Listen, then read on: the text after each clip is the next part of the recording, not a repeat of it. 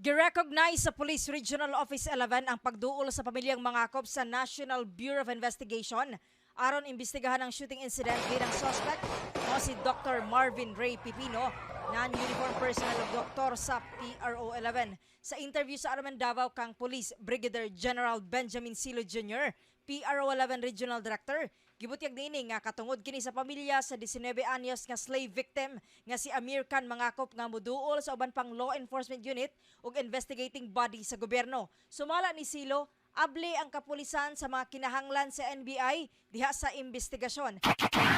Full support po kami. In the end, isa lang po ang hangad ng NBI pati ng Philippine National Police, ipakita ang katotohanan at ibigay ang justice sa naagrabyadong partido.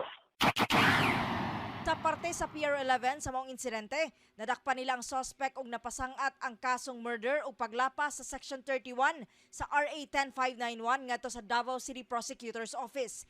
Gibutyag ni Silo nga nilihok na ang kasong administratibo batok sa suspect. Niadtong Biyernes, Hulyo 8, 2022, formal nga ni-file og complaint ngadto sa NBI 11 ang ginikanan sa biktima batok kang Dr. Pipino tungod wala kini pagsalig nga matunol sa kapulisan ang objective og fair nga investigasyon ug nagduha-duha silang i-whitewash sa pulis ang mga isumiteng ebidensya ug witnesses. Kasama mo sa balita ug serbisyo publiko, Radyo Man Aimee Ginita, Tatak RMN.